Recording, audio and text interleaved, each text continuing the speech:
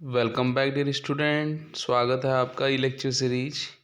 अपनी जो lecture series accounting के अंदर जो अपना टॉपिक चल रहा है वो है जर्नल एंट्री, कि कैसे हम जर्नल एंट्री करें। हमने डिफरेंट अकाउंट्स के रूल ऑफ डेबिट और क्रेडिट समझे हैं, उन्हीं को हम यहाँ पे डिटेल में और समझ रहे हैं। जैसे आज हम ले रहे हैं नॉमिनल अकाउंट।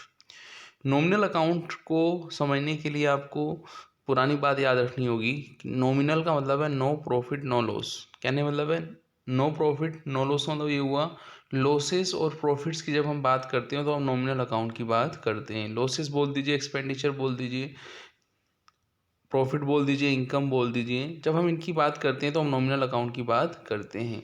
तो जब हम नॉमिनल अकाउंट के अंदर किन किन चीज़ों को इन्वॉल्व करते हैं तब हम बात करते हैं कि लॉसेस, एक्सपेंसेस, प्रॉफिट, इनकम, ये चीज़ हमें समझ में आती है। Nominal, no profit no loss. अब हम रूल पे आते हैं कि नॉमिनल अकाउंट का रूल है क्या। नॉमिनल अकाउंट का रूल ये है कि जब लॉसेस हो, जब एक्सपेंसेस हो, तो उन्हें आप डेबिट करो, debit all losses and expenses.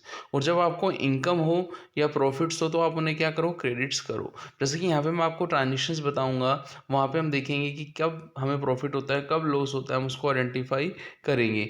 मैं समझने के लिए आपको ये बोल सकता हूँ कि सपोज आप कोई बिजनेस रन कर रहे हो, आप जिस गुड्स के अंदर डील कर रहे हो उस गुड्स को सबसे पहले आपको परचेज करना होगा या मैन्युफैक्चर करना होगा। तो परचेज या मैन्युफैक्चर करने के लिए आपको उस पर एक्सपेंसेस इनकर्ड करने पड़ेंगे, नहीं करने पड़ेंगे? आप कहेंगे हाँ सर बिल्कुल एक्सपेंसेस होंगे। तो उन्हीं एक्सपेंसेस और परचेजेस को हम क्या करते हैं, डेबिट करते हैं। और जब उस process, purchase process, expenses process को पूरा कर लेते हैं आप, फिर आप सेल का टाइम आता है तो आपको रेवेन्यू रिसीव होता है। तो हम सेल्स को इनकम या रेवेन्यू मानते हुए क्या करते हैं, क्रेडिट्स करते हैं। ऐसे ही हम काफ़ी जो चीज़ें हैं आगे देखेंगे, जैसे loss on sale of assets, loss on loss by theft, ठीक है ना। तो वो सब चीज़ें हम आगे पढ़ने वाले हैं। लॉस बाय फायर, इन सब चीज़ों को हम नॉमिनल अकाउंट के अंदर पढ़ने वाले हैं। इसके अलावा आगे जो लेक्चर्स के अंदर आपने समझना है, जैसे कैश डिस्काउंट है आपका, डिस्काउंट अलाउड इसको हम बोलते हैं, कैश डिस्काउंट रिसीव्ड है, डिस्काउंट रिसीव्ड हम इसको बोलते हैं। तो वो भी आपके एक्सपेंसेस इनकम की फॉर्म होती है। जैसे हमने परचेजेस किया तो हमें कुछ डिस्काउंट मिला, कैशबैक मिला, तो वो हमारे लिए इनकम हो गई। हमने सेल्स किया, हमने किसी को कैशबैक दिया, डिस्काउंट दिया, तो वो हमारे लिए एक्सपेंसेस हो गया। तो नॉमिनल अकाउंट भी ट्रांजेक्शन के अंदर आपको देखने के लिए मिलता है। तो बढ़ते हैं आगे, हम ट्रांजेक्शन्स को लेते हैं। In the books of Messrs Bata shoe company आपको दिया है 3 May, payment of rent of shop made 3000 in cash for the month of April. कि अप्रैल वाले महीने का हमने मई में पेमेंट किया है रेंट का, कितना अमाउंट है 3000। और किस में पेमेंट किया है, हमें दिया है कि payment of rent of ₹3000 made in cash, cash में किया हमने। तो एक तो आपका नॉमिनल अकाउंट के अकॉर्डिंग एक तो रेंट अकाउंट है, ठीक है ना, रेंट एक्सपेंडिचर है, तो वो क्या होगा, डेबिट होगा। तो रेंट अकाउंट को हमने यहाँ पे डेबिट किया है। और cash goes out from the business है तो उसको हमने क्रेडिट किया है। तो एंट्री हमने क्या की है, rent account debit to cash. और हमने लिख दिया यहाँ पे being rent paid for cash, की हमने रेंट का पेमेंट कैश में किया है। फिर 3 मई को आपको दिया है payment of wages 500 made through cash. हमने वेजेस का पेमेंट तो हमने किस में किया है, कैश में। And salary of ₹5000 through cheque, salary को हमने चेक के थ्रू पे किया है। जब हम चेक का यूज़ करते हैं, चेक हम इशू करते हैं, वो बैंक ट्रांजेक्शन माना जाता है।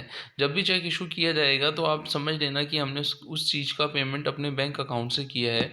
By default bank account bank में जाता है, लेकिन यदि किसी बैंक का नाम दिया होता है तो हम वहाँ लिख लेते हैं। जैसे यहाँ पे सैलरी ऑफ ₹1000 थ्रू चेक लिखा है तो हम सीधा बैंक अकाउंट लिखेंगे, बैंक अकाउंट का नाम नहीं दिया हुआ है। यदि किसी बैंक अकाउंट का नाम होता कि हमारा बैंक अकाउंट SBI में है, PNB में है, तो हम उनको लिख देते हैं यहाँ पे। अब हमने क्या करना है, हमने देखना है कि जो हमने पेमेंट ऑफ वेजेस किया है 500 थ्रू कैश किया है, तो वेजेस जो है आपका एक्सपेंडिचर होने के कारण डेबिट होगा, कैश गोज आउट होने के कारण क्रेडिट होगा।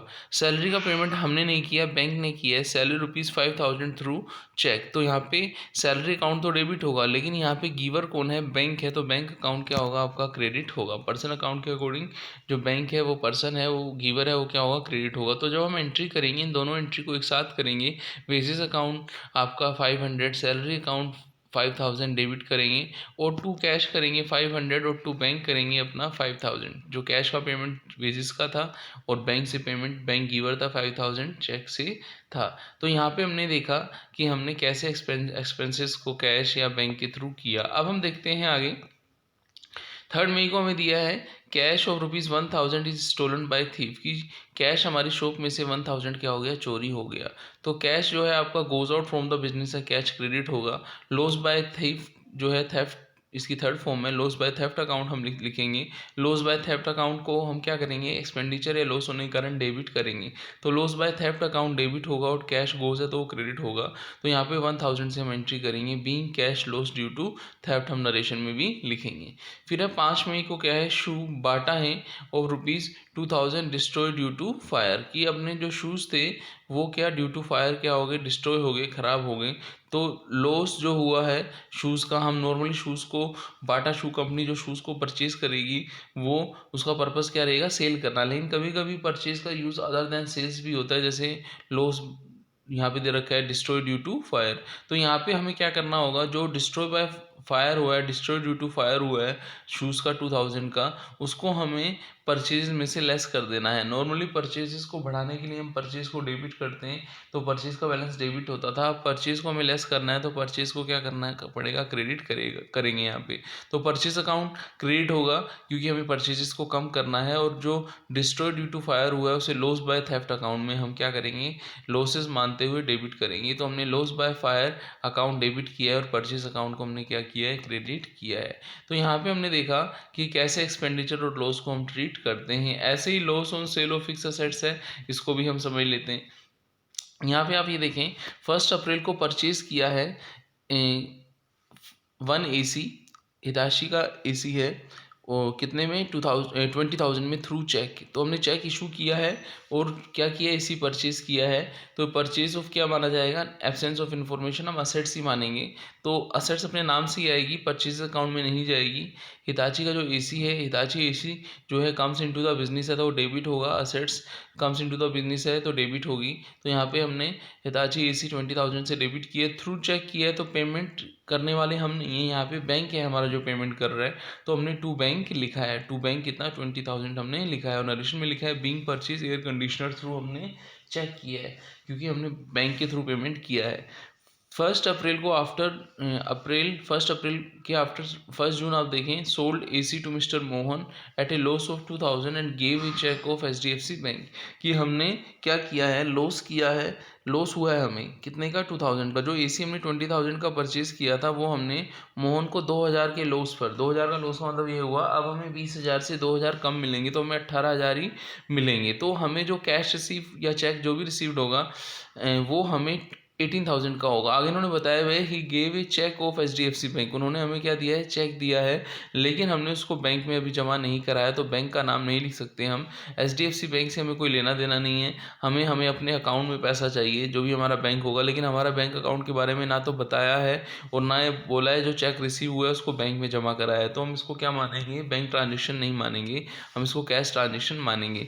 तो जो अपना 18,000 है वो एज ए कैश ट्रीट होगा। लॉस ऑन सेल जो हुआ है उसको प्रॉफिट एंड लॉस अकाउंट भी लिख सकते हैं, लॉस ऑन सेल भी लिख सकते हैं।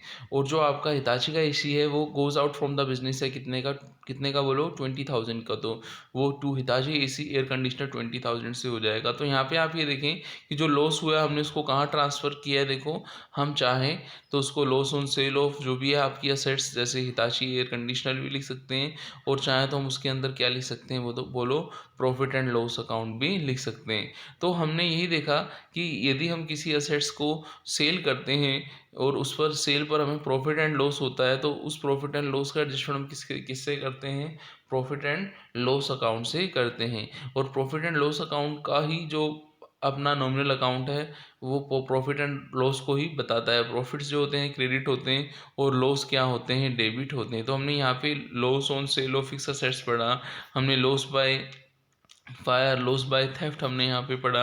और इससे पहले हमने देखा था कि कैसे जो इनकम्स होती एक्सपेंडिचर्स होते हैं, जैसे रेंट का पेमेंट किया आपने, ठीक है ना, कैसे हम एक्सपेंसेस का पेमेंट कैश में करते हैं। हमने यहाँ पे ये भी देखा कि कैसे हम एक्सपेंसेस का पेमेंट किसके थ्रू करते हैं, चेक के थ्रू भी करते हैं। तो ये जो चीज़ें हैं इन चीज़ों को हमें इनसे मिलते जुलते और भी हम एग्जाम्पल करेंगे आगे कि नॉमिनल अकाउंट के अंदर और क्या क्या चीज़ें ऐसी आ सकती हैं जो लॉसेस एक्सपेंडिचर होने के कारण डेबिट होंगी या इनकम या प्रॉफिट होने के कारण क्रेडिट होंगी। तो उन चीज़ों को हम आगे कुछ क्वेश्चन की हेल्प से देखेंगे। तो यहाँ पे हमने नॉमिनल अकाउंट्स क्या होता है, नॉमिनल अकाउंट्स के अंदर रूल ऑफ डेबिट और क्रेडिट हम कैसे करते हैं, ठीक है ना, उस चीज़ को हमने समझा कि हम एक्सपेंसेस और लॉसेस को डेबिट करते हैं और इनकम और प्रॉफिट को क्रेडिट करते हैं। तो मिलते हैं नेक्स्ट लेक्चर में। थैंक्स।